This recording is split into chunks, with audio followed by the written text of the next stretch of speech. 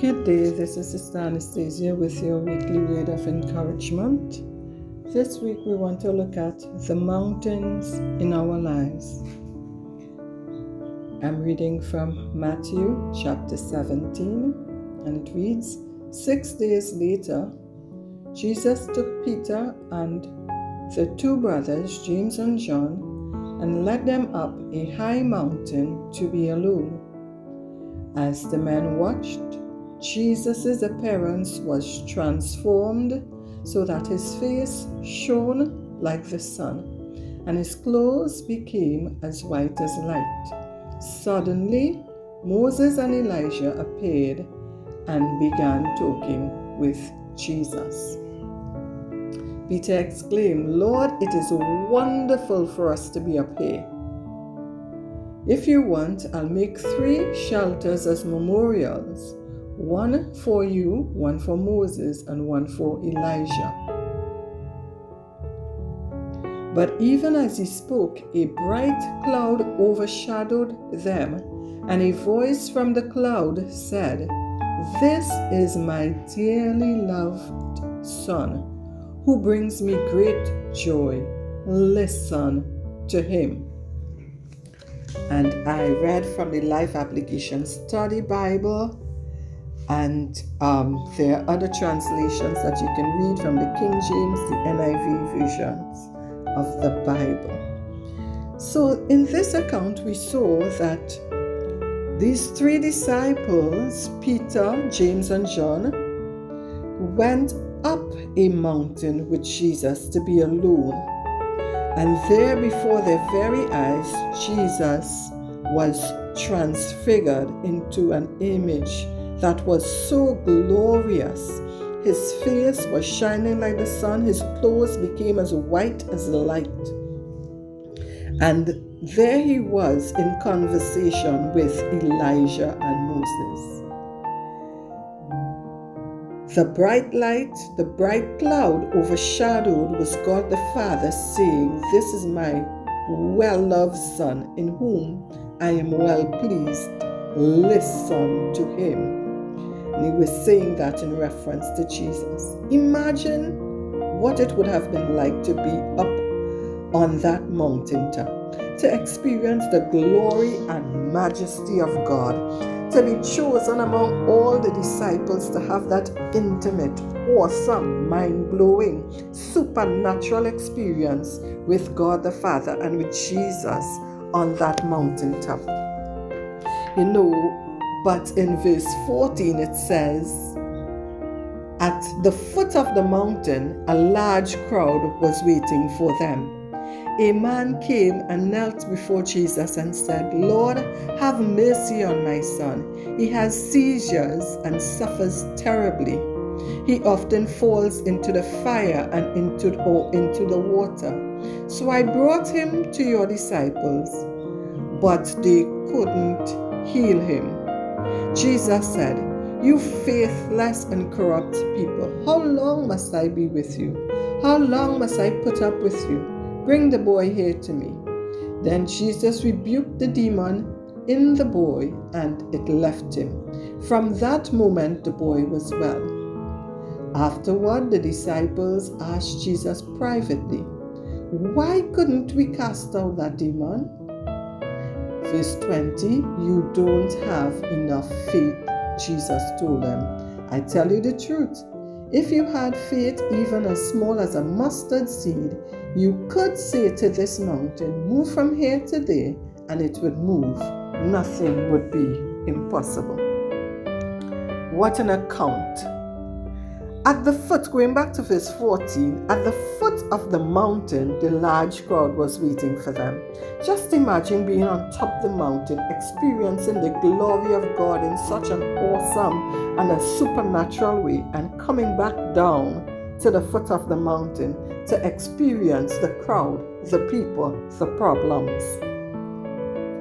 And one may say, well, don't come down the mountain, stay on top of the mountain. But we have not been called out of this world as yet as the church, as believers. We live in the world, although we are not of the world. And so God has not called us unto glory as yet. So we must come back down. We must come down and deal with the issues of life. So there at the foot of the mountain, the issues of life, the problems, the challenges are waiting. And you may say, well, move the foot of the mountain. But if you move the foot of the mountain, you will not have that mountaintop experience. So some mountains are there in our lives. Now let's look at the mountain.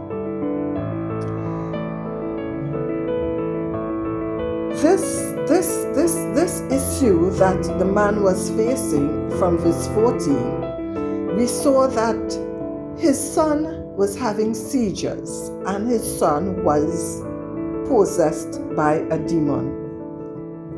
And this demon was on a death assignment because it would cause the boy to fall into fire or into water. And with seizures, anywhere, if you were to fall in fire or into water, that is definitely trouble. You may not be able to help yourself and come out of there. So there was this particular death assignment upon this young man. And what I find intriguing in this account is that the man took the boy to the disciples and they could not cast out the demon in verse 16. Verse 18, Jesus rebuked the demon in the boy and it left him. From that moment the boy was well. The disciples in verse 19 came privately and asked, why couldn't we cast out the demon? And Jesus replied, they did not have enough faith. The problem did not lie with Jesus' ability to heal, to deliver, to save, but the issue was with us, the people.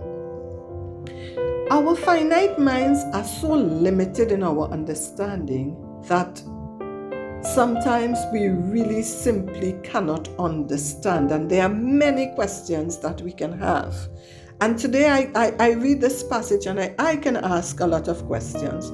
Why did the man go to the disciples in the first place rather than going directly to Jesus? If the disciples couldn't cast out the demon, why didn't they bring the boy to Jesus or take Jesus to the boy? Is it that the man went to the disciples who remained at the foot of the mountain and the disciples, because we know 3 of them went up with Jesus. So is it that the man took the boy to the disciples who remained at the foot of the mountain, who did not experience that glory of God? And also, is it that they were trying to operate without Jesus?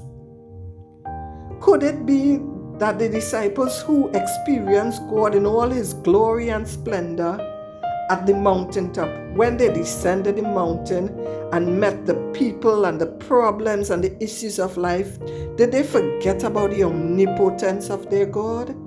Or did they think that they encountered the mountaintop qualified them to operate independent of Jesus?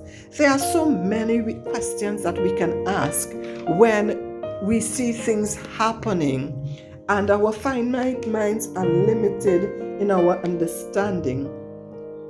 But the problem does not lie with Jesus' ability to save, to heal, or to deliver. The problem, he said in verse 20, was that we didn't have enough faith, or they didn't have enough faith. I tell you the truth, if you have faith, even as small as a mustard seed, you could say to this mountain, move from here to there, and it would move. Nothing would be impossible. This is from verse 20. So I ask myself the question this morning. Are there mountains in your life that need to be moved? Are you exercising your faith? And I want to go a step further today to say this to us. Not all mountains are to be removed. Not all mountains are to be removed. And I can tell you this because sometimes we are exercising our faith. We do believe that Jesus is well able to do exceeding abundantly above all that we ask or we think. But sometimes the mountains do not move. And in those instances, God gives us the grace to climb those mountains. Let us go to 2 Corinthians chapter 12 from verse 6 to 10. 2 Corinthians 12 from verse 6 to 10 gives the account of Paul. And Paul had this thorn in his flesh. Now, Paul was one of the greatest apostles. He was the apostle to the Gentiles. And he wrote 13 of the 27 books of the New Testament is attributed to him, Paul. He was a great man of God, a great man of faith. But he had this thorn in his flesh. From verse 7. He petitioned God 3 times on 3 different occasions to be healed, to be delivered from this thorn in the flesh.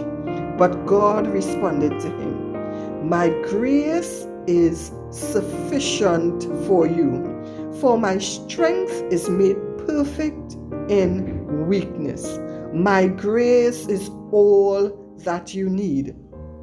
So sometimes we may face a mountain and we have the faith and we believe God and we trust God and we pray to God and we petition God and that mountain is not removed. I want to encourage you today to let you know that in those instances, God will give you the grace to climb that mountain. Why? Because at the top of the mountain, there is a glory to be experienced and an intimacy with God to be experienced like none other. God bless you today.